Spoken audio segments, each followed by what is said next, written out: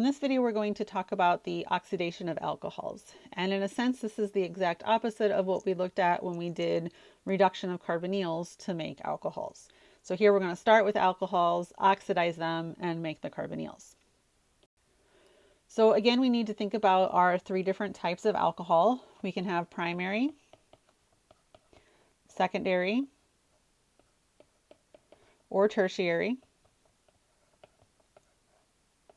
And depending on what you start with is going to therefore determine what you end with.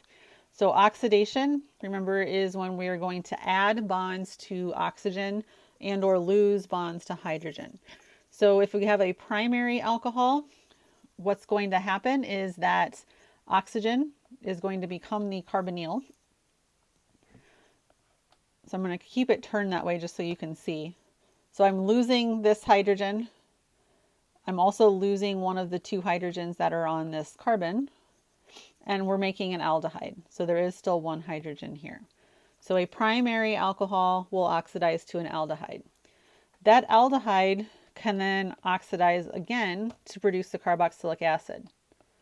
So we still have the carbonyl, but now we're going to add in an extra oxygen to make the carboxylic acid. And we'll talk about how you can either stop at the aldehyde or how it will automatically continue on to the carboxylic acid. If you have a secondary alcohol, again, we're going to remove one of the hydrogens as well as the hydrogen on the alcohol and put in our carbonyl. And what we have here is a ketone, two R groups on either side of the carbonyl. For tertiary, if you remember the pattern, for primary, secondary, we took the hydrogen from the alcohol and a hydrogen from the adjacent carbon, hydrogen from alcohol, hydrogen from adjacent carbon.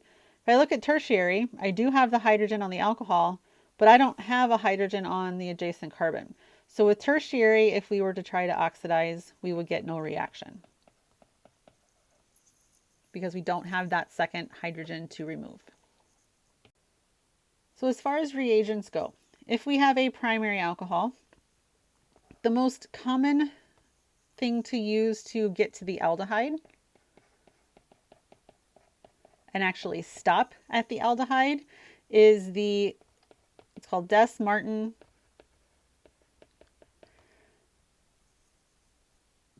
periodonate. And of course, anything with a big name is usually a big molecule. This is very commonly abbreviated DMP. And that's going to need ethylene chloride as a solvent. And this will allow you to oxidize only to the aldehyde. It will stop there. It's a more gentle reaction. You might also hear about a reagent called PCC.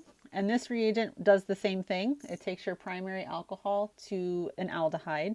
However, it's becoming less common in the actual laboratory these days and being replaced with the DMP. If we took that primary alcohol and instead reacted it with something like chromium oxide,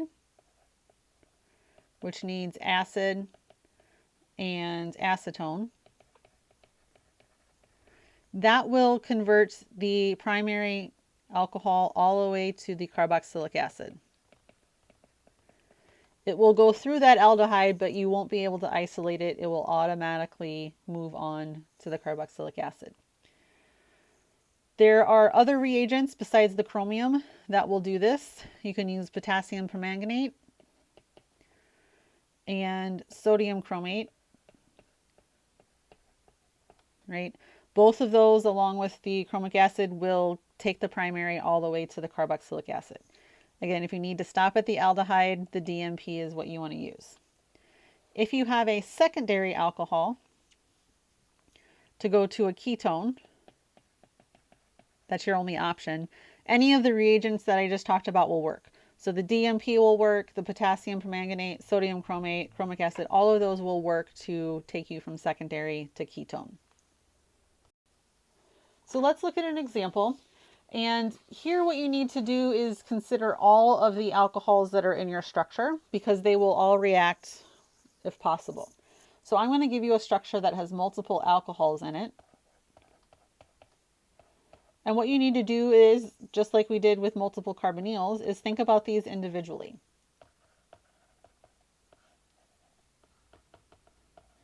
So we're going to use DMP, which remember with primary will take you to the aldehyde, secondary takes you to the ketone, and tertiary, nothing's going to do anything to tertiary, it'll stay.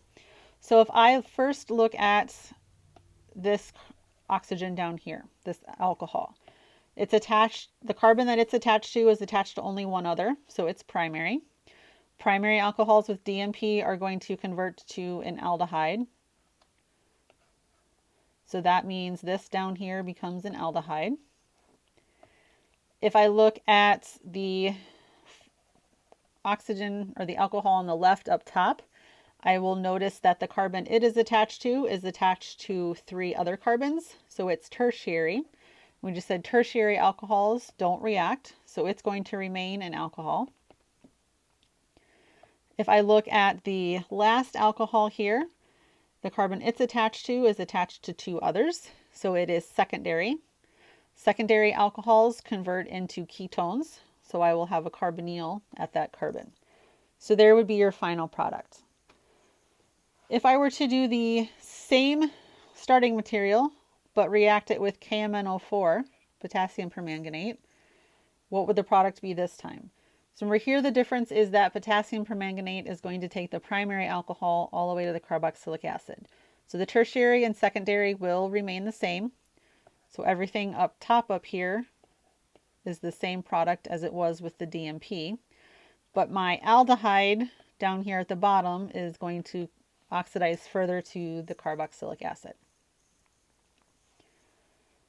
Let's look at one more example. This time I'm going to give you the reaction and ask for the reagent that will do this conversion.